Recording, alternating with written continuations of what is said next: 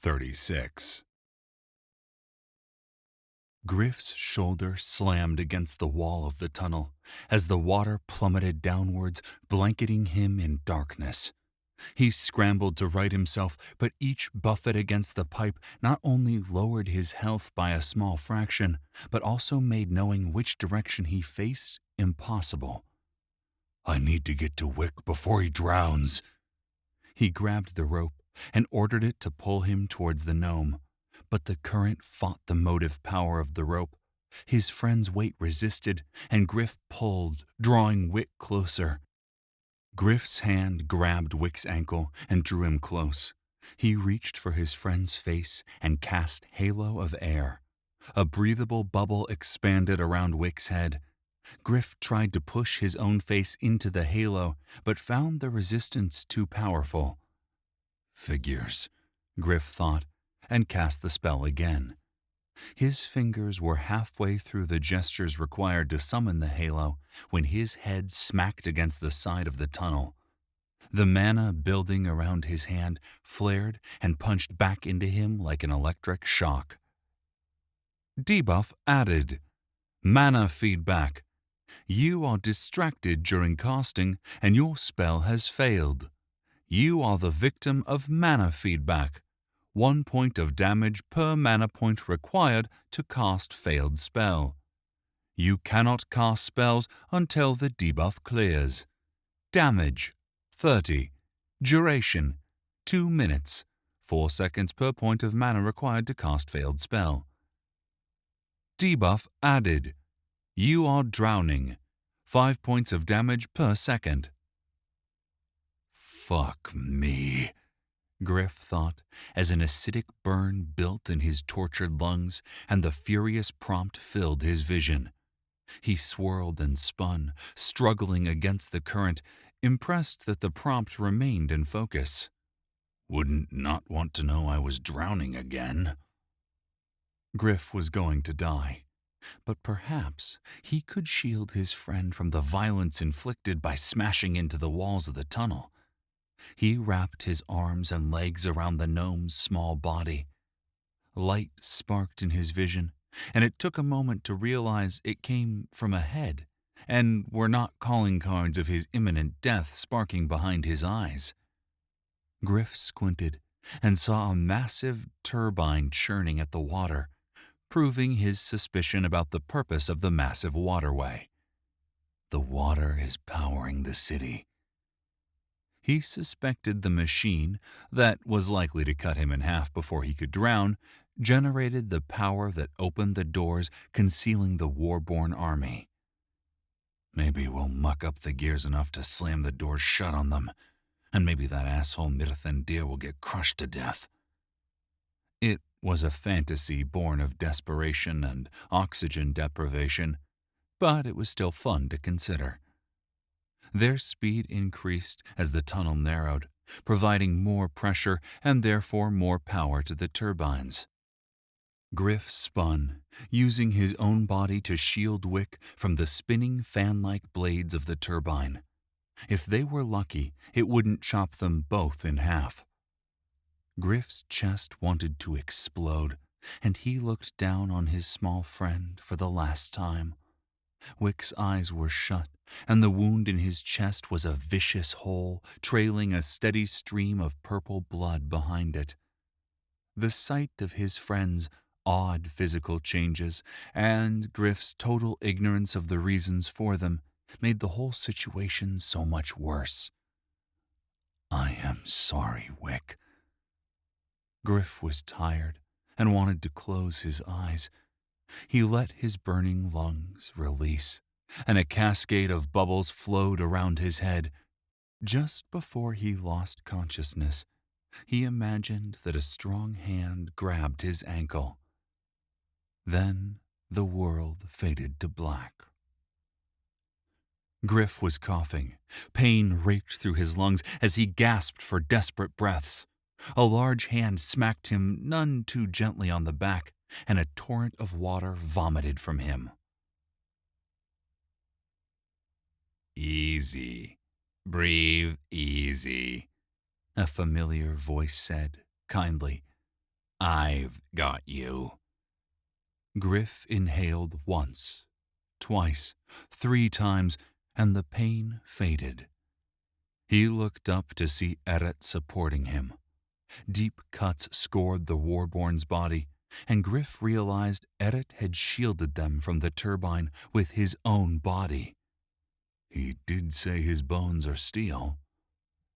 "Wick," Gryph said in a hoarse voice he could barely hear over the sound of churning water.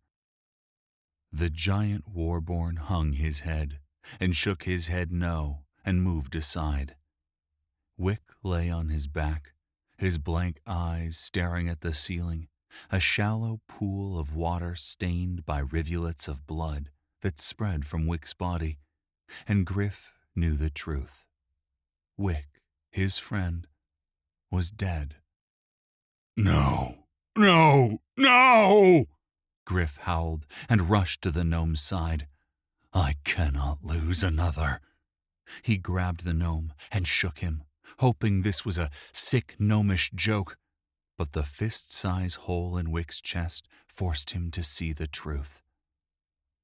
Gryph rocked back and forth, cradling Wick's head in his lap, and for the briefest of moments he was back in the bitter cold mountains of northern Korea, cradling another fallen comrade. That day he had been powerless to save his friend, but here in the realms, things were different. Here, the man named Gryph had the power to change people's fate. "Lay him down and hold him," Gryph said to Eret. The Warborn gave him a confused look, but did as asked. Gryph turned his gaze inward, the godhead hovering just out of his normal perception, in the space between his third eye and his soul. He barely understood the divine artifact, but with it he possessed near infinite potential. Gryph focused on the glowing center of the godhead and opened the artifact's interface and toggled to the godhead perks. Inspire. This perk enables the god to inspire his followers. Once a day, the bearer of a godhead may inspire all of his followers. Inspire gives followers +5 to all attributes, +50 to all stats, and +25 to all regenerations for 1 hour. Followers are those who select you as their deity. Imbue. This perk enables the god to empower the weapon of a follower with incredible power. Once a day, the god can imbue an item, temporarily turning it into an artifact-level magical item for 24 hours. The artifact is determined by those that the deity has owned, used, or encountered. The bearer of the artifact must be a follower of the god. Assimilation. Once a week, a god can assimilate a skill from a defeated opponent. The skill becomes a permanent part of the god's skill set. The level gained is equal to 1/3 of the opponent's skill level. For example, if the bearer of a godhead defeats a wizard with level 60 in fire magic, he will reach level 20 in fire magic. Resurrect. Once a week, a god can return a fallen follower to life for 24 hours. He had a single divine perk point to spend. The ultra-rare resource was earned when his godhead leveled to a new tier. He had wisely saved the second one he'd received until he had a better understanding of how to spend it. He'd used his first perk point to purchase the assimilation perk, and its value had already served him well. Now there was only one option for his other perk point. He toggled the resurrect perk, and rage pushed into him at the cruelty. Sure, the perk would bring Wick back from the dead, but only for a day. What would happen then? Would he die the same way he had the first time? Would there be pain, or would he just fade away to nothingness? Was it a cruelty he could inflict on his friend, on Tifla? Gryph looked at Edit, seeking something in the massive stoic's demeanor that could help him decide. "Do I have the right?" Gryph asked aloud. Edit sat, as serene as the Dalai Lama and as expectant as a loyal Labrador retriever. He blinked a few times, as if he were an ancient computer processing the age-old questions of human existence. After several moments, he spoke. "He would want to say goodbye." Relief battled fear inside Gryph. Could the Warborn see his thoughts? He claimed not to be a thought magician, but he seemed to have insights that confounded logic and common sense. Can I trust him? He pushed the suspicions aside. Now was not the time, and Edit was right. Given the choice, Wick would trade knowing when he would die for another day of life and the chance to save the woman he loved. Gryph selected Resurrect and closed out his Godhead interface. A brilliant light expanded into his vision and passed like a healing wave of warmth through his body, lighting every molecule, every atom, every mote of who he was, had been, and would be afire with holy light.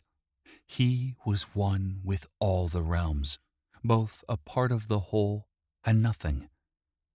A voice rose unbidden from deep within this nexus of possibility. I am a god. He realized that the voice was his own, even though he had not spoken. As quickly as it had risen, the light faded, and Gryph was back in the cold, damp chamber deep in the earth, cradling the head of his dead friend. He reached out, hand tentative and shaking, and touched Wick on the brow. Words came unbidden to him, and he filled with holy fire once again. I am Gryph, god of the realms, and I command the 13 spheres to heed my call and return life to this man, Wick Flintspanner. A rush of heat flowed down one arm and a trickle of water down the other. The soles of his feet were grounded and steady, while his legs became airy and light. His eyes burned with Empyrean light, while the crimson smoke of the nether realm flowed across his fingertips. His heart pulsed with the green light of the living before the crushing darkness of death gripped it hard. Endless thoughts flitted through his mind as his body floated in the ether. The atoms and molecules of his being rearranged into orderly patterns only to be twisted and given freedom by the chaotic strands of all possibilities. Finally, his third eye blazed silver, and tendrils of his soul erupted forth, drawing the others into itself before surging down into Wick. Gryph fell forward onto his friend, gasping for breath. Sweat poured from him and was quickly carried away by a chill that came not from the room, but from the sudden loss of something he had no words for. His heart thundered from exertion and anticipation, but Wick lay unmoving below him. Loss dug into him as his mind and soul realized just how foolish he had been. Of course death was final. He was no god, despite the unbidden arrogance that had flowed through him as he'd used Resurrect. Then Wick lurched up, spewing out water, blood, and bits of his last meal. His eyes opened, and his hands gripped onto Gryph's arm in a panic. What the? His eyes locked onto Gryph's, and his mouth moved, but he could not form his thoughts into words. It's okay. Take it easy. I was dead. Yes. Wick tore open his shirt and found not a ragged and bloody hole, but healthy, dark purple skin. How?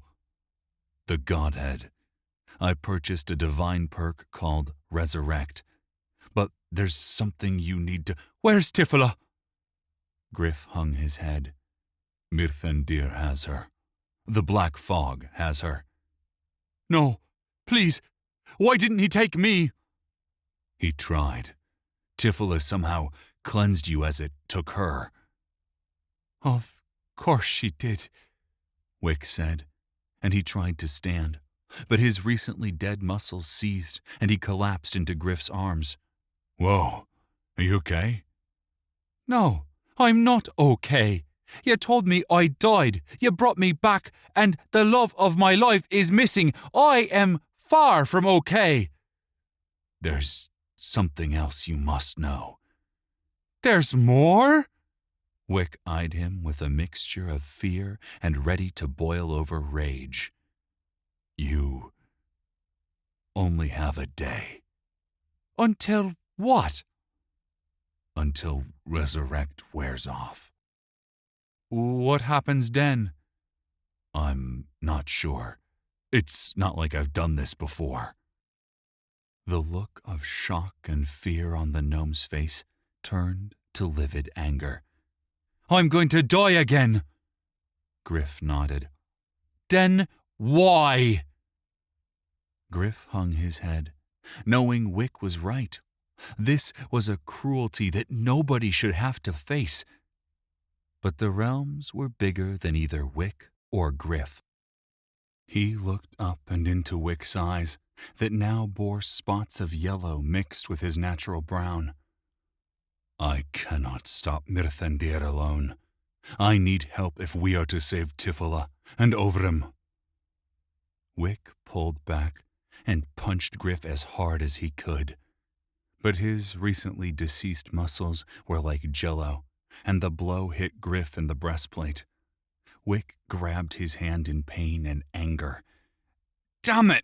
I was aiming for your head! Gryph kneeled, offering himself up to Wick. The gnome pulled his fist back again and paused. I can't believe I'm going to die again. He dropped his fist to his lap and looked at Gryph. Promise me one thing. Anything. You cannot let her watch me die.